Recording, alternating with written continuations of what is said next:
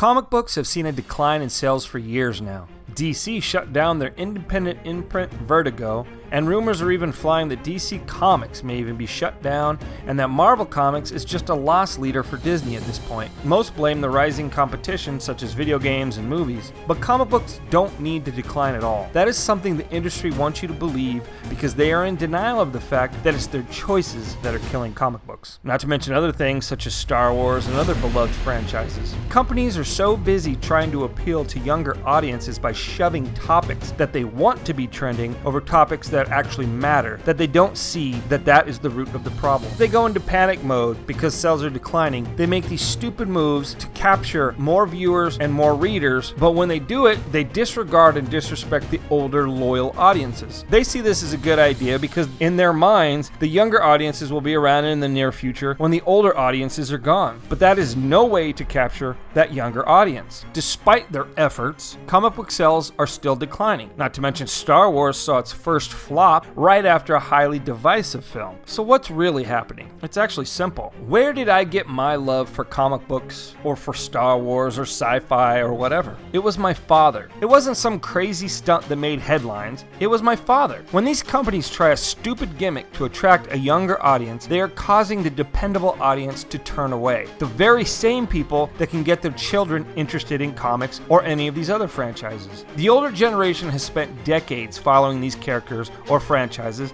and they have spent endless amounts of money. They deserve the respect of these companies. Give those people what they want, and they will in turn pass on that interest to their kids because it will be a bonding experience between the kids and their parents. One of the greatest things I ever shared with my dad was our love of Green Lantern. But without my father being interested in Green Lantern first, I may never have discovered the character. You can have both audiences, so cater to both. Don't shit all over the older audiences just to chase after the new. That is such a myopic way of thinking. What kind of limited brain power does someone have to come up with the conclusion that you need to crap all over your dependable audience in order to capture a new audience that might not even have the money? It makes no sense. A perfect example is the latest Star Wars trilogy. They had a great opportunity to give the old fans some great closure with the characters Han, Leia, and Luke, while adding new characters for the younger generation. Instead, they shit all over the existing fan base with what they did to those characters. They could have had 6 movies to complete the Skywalker saga instead of 3. 3 of those could have given the older fans what they wanted, proper closure, to send off those characters in a proper way. And then in that trilogy, they could have sprinkled in bits and pieces for the younger audiences, including newer characters. And then the newer trilogy could have been all about those new characters only. The Last Jedi threw everything out the window. It insulted the older audiences and left a sour taste in their mouths. But it was Solo that actually paid the price and didn't do as well as it should have in the box office, which is unfortunate because it was superior to The Last Jedi in every way. Then there's the issue of diversity. I mean, who doesn't want diversity? Even the older generation wants diversity. What the comic and film companies are doing now is race swapping everybody, changing genders and sexual orientation, all in the name of diversity. But at the same time, literally showing a bias against straight white males. Well, that is their primary fan base, whether you like it or not. So why would they attack their fan base? No wonder sales are dropping. Do they honestly believe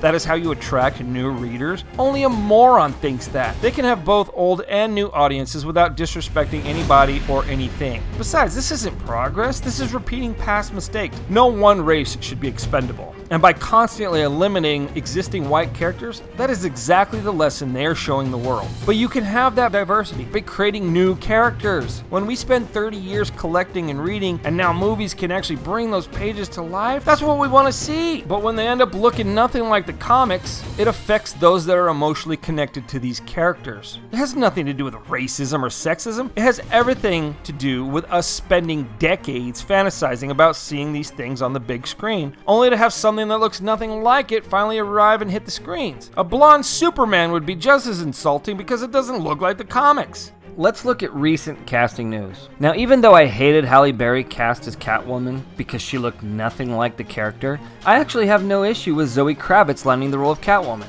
Why?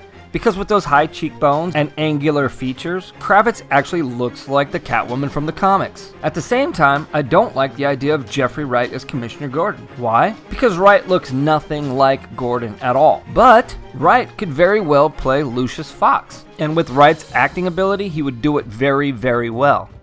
So no, it isn't a hateful thing like so many myopic, short-sighted fools want you to believe. It's actually a harsh reality because after spending decades of following these characters and giving away our hard-earned money, these companies just turn around and say, we don't give a shit about you. It's not like it's impossible to do it correctly and the honorable way. Two franchises that have successfully built on the old while bringing in new characters and diversity are the Rocky movie series and the Karate Kid movie series. And no, I don't mean that crappy Jaden Smith remake with Jackie Chan. In fact, that makes no sense because karate is Japanese, not Chinese. So talk about racism in film. I mean, give me a break. No, I mean with the new series Cobra Kai expanding on the original universe. Karate Kid and Rocky both honor the old characters and the old fan base while bringing in new diverse characters for the younger generations to follow. They did it in a way that was organic and not forced, like so many other things seem to do, such as Ghostbusters. Honor the loyal fan base, and they will actually help these companies build the new fan base by sharing with their kids. The older generation of fans are the ones with the money, after all. While Geoff Johns was CCO of DC Comics, he created new things and added diversity, but he did it by honoring the old and building upon that. Meanwhile, Marvel would just race or gender swap everybody just to make headlines. The difference between the two? Geoff Johns gave me and other old school readers something we loved and wanted to share with our kids, while also giving our kids new characters to build their own bond with.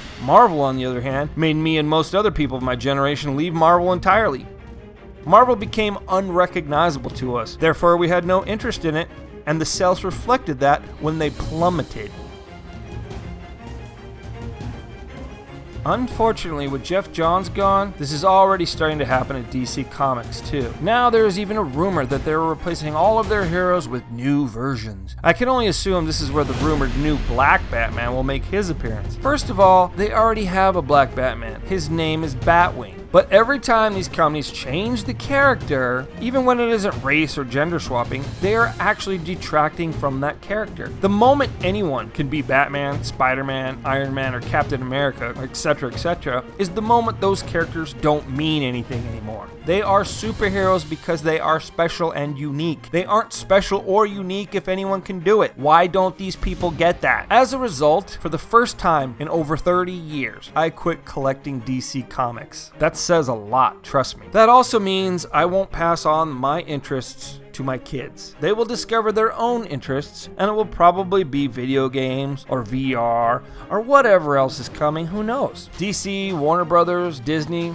they can have multi-generational fans and diverse characters simply by honoring what is and building on that. But sales are proving that whatever they are doing is not working. There's no reason to have comic books go out of business or disappear. There is no excuse to have such a polarizing Star Wars film. There's no excuse that families can't share the same interests. This whole entire them versus us mentality is killing so many things in this country, and it's a damn shame it's killing comic books now too. They need to realize people live longer today than ever before in history, and lifespans are only getting longer. These companies need to realize this and change their strategy, and then they can capitalize on it. But they have to honor the loyal customers while appealing to the younger ones. Stop thinking it has to be one or the other.